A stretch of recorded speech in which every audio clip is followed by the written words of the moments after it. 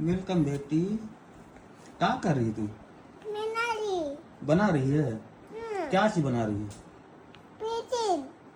पटाखा फोड़ने वाला? तो उससे फोड़ेगी पटाखा? कैसे फूटता है बेटी उससे? उसी से फूटता है? कैसे? उसी से फूटेगा? वो पटाखा बन जाएगा उससे?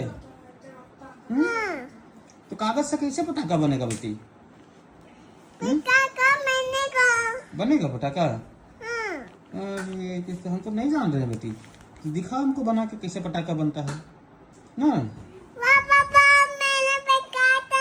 बन गया पटाखा? फूटेगा वो? अच्छा फोड़ के हमको दिखाएगी तो कैसे फूटता है ना बेटी। बन गया बेटी।